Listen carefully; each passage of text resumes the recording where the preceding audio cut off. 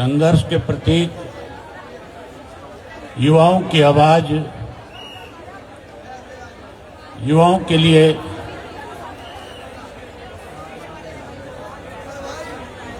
एक कड़ी बनने वाले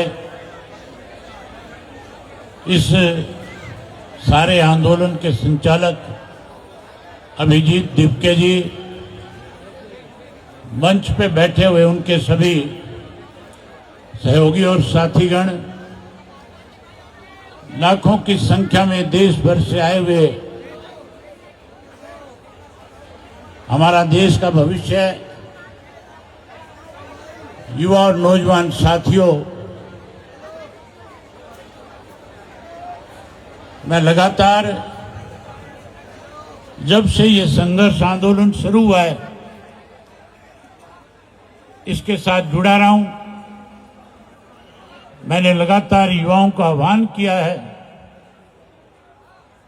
कि आप जाएं और दिल्ली के जंतर मंतर पे जाकर के इस गूंगी बहरी सरकार को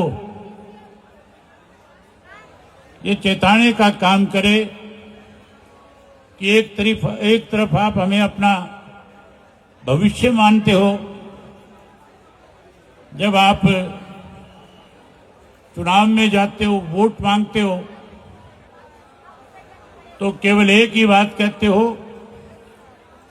कि हमें अपने भविष्य से बहुत बड़ी उम्मीद है, और जब भविष्य आपसे अपनी शिक्षा की सुरक्षा मांगता है तो उसको सुरक्षा प्रदान करने की बजाय कहीं उसको भटकने पे मजबूर कर देते हो। इस देश में बीजेपी की सरकार बनने के बाद अनेक राज्यों में, देश में अनेक बार पेपर लीक हुआ है।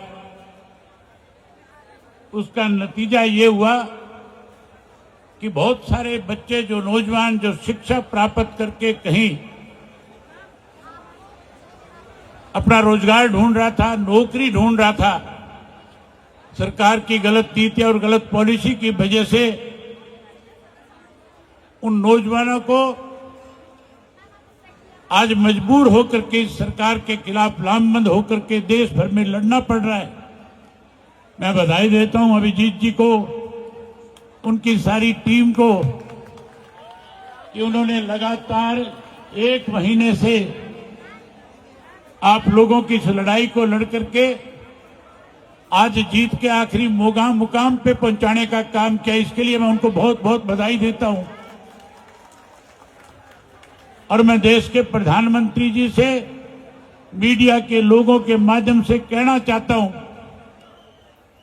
कि प्रधानमंत्री जी, आपने इस तरह के पहले 3 काले कानून बनाए थे। 13 महीने तक इस देश के किसान को दिल्ली के चारों तरफ जो इनके बॉर्डर थे उन पे बैठने को मजबूर किया था। 750 किसानों की शहादत ली थी। और जब देश का किसान अपनी बात पे खड़ा हो गया, अड़ गया, जब देश के किसान ने ये कहा कि हम मर सकते हैं लेकिन इस आंदोलन को जीत करके घर वापसी करेंगे, आज उसी तरह के हालात फिर बना दिए इस देश में। पहले किसान को लड़ने के लिए मजबूर किया, 13 महीने तक उसको बैठाए रखा। आखिर मोदी जी, आपने मीडिया के माध्यम से माफी मांग करके 3 काले कानून वापस लेने पड़े थे। आज भी समय आपके पास कि आप सब युवाओं के बीच में आओ और आकर के कहो कि इस पेपर लीक की जिम्मेवारी मेरी सरकार की है, मेरे मंत्री की है। अगर मंत्री अपनी स्वेच्छा से इस्तीफा दे तो बहुत अच्छी बात है, अदरवाइज मोदी उसको बर्खास्त करने का काम करे। देश का जितना बड़ा विपक्ष आज लगातार आपके बीच में आकर आपको सहयोग और समर्थन की बात करता है, ये बात केवल सहयोग और समर्थन की नहीं है साथियों। सोचना पड़ेगा, आज जो बच्चे पेपर देते हैं, स्कूल और कॉलेज में पढ़ते हैं, जो इस देश का भविष्य है, वो किसी एक पार्टी के साथ जुड़ा हुआ नहीं है। किसी के माँ बाप भारतीय जनता पार्टी से जुड़े हैं, किसी के कांग्रेस से जुड़े हैं। किसी के माँ बाप अन्य किसी राजनीतिक दल के साथ जुड़े हैं।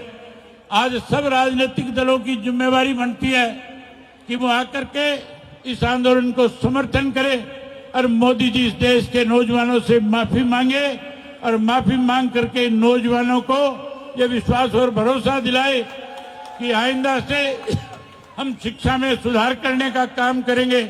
जहाँ शिक्षा को सुधारेंगे वहीं बच्चों के भविष्य की गारंटी सरकार की जिम्मेवारी होती है। इस बात की भी जिम्मेवारी ले और गारंटी दे कि भविष्य में ऐसा खिलवाड़ आपके साथ नहीं होने देंगे। अगर कोई इस तरह की छेड़खानी करेगा तो उसके लिए इस तरह का प्रावधान बनाया जाए जिसमें सख्त सजा का प्रावधान हो, ताकि कोई भी व्यक्ति इस तरह की शरारत करने से पहले 1000 बार सोच ले कि अगर तेरी छोटी सी भूल और गलती की वजह से, तेरे कहीं स्वार्थ की वजह से नौजवानों के भविष्य के साथ खिलवाड़ होगा तो फिर ता जिंदगी तुझे भी जेल में सड़ करके काटनी पड़ेगी। ऐसे कानून बनाने चाहिए। मैं न केवल आपको समर्थन की बात करता, बल्कि जहां भी ये नौजवान जिस समय भी हमें याद करेंगे, कहेंगे हमारा हरियाणा प्रदेश का, हमारी पार्टी का एक एक नौजवान बच्चा, एक एक बड़ा बुजुर्ग आशीर्वाद के रूप में, नौजवान आपके सहयोग के रूप में आकर के खड़ा हो जाएगा और आपकी लड़ाई को आखिरी दिन तक लड़ने का काम करेगा।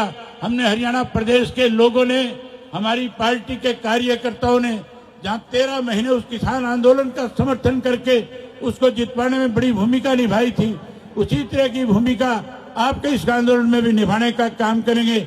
मैं उम्मीद करूंगा कि मोदी जी इन बच्चों को, क्योंकि उनके पास हर वक्त की रिपोर्ट जाती है, अब भी मैं तो लाखों बच्चे सड़कों पे थे, जहां लड़कों के सामने अनेक समस्याओं का दिक्कत आती है, वही वो ये सोच करके इस आंदोलन को लंबा खिंचवाना चाहते हैं कि लोग परेशान होकर के घर को चले जाएंगे। लेकिन मोदी जी को इस बात की शायद समझ नहीं है। इस देश की आजादी में सबसे बड़ी भूमिका अगर किसी पीढ़ी की रही तो नौजवान पीढ़ी की रही थी। शहीद भगत सिंह जैसे लोगों ने छोटी उम्र में फांसी का तख्ता चूम करके देश को आजाद कराने में बड़ा भूमिका निभाने का काम किया था। आज हर बच्चा भगत सिंह की राह रास्ते पे चल करके इन नौजवान बच्चों के साथ इंसाफ कराने का काम करेगा। मैं एक बार फिर अभिजीत जी आपको बधाई देता हूं। आपने जो लड़ाई शुरू की है, जिस ढंग से इसको शांतिप्रिय ढंग से आगे बढ़ाया, जिस ढंग से सरकार ने जुल्म ढाया और आपने उस जुल्म के आगे झुकने की बजाय जहां हिम्मत के साथ दोबारा से उस आंदोलन को खड़ा किया, उसके लिए आप बधाई के पात्र हैं। आपको बहुत बहुत बधाई। परमात्मा आपको शक्ति दे, आप इस आंदोलन को जीते, देश के भविष्य को न्याय करवाने का काम करें। आप सबने मेरी बात सुनी, आप सबका बहुत धन्यवाद। जय हिंद, जय भारत। एक नारा लगाओ, इंकलाब जिंदाबाद, इंकलाब जिंदाबाद। बहुत धन्यवाद।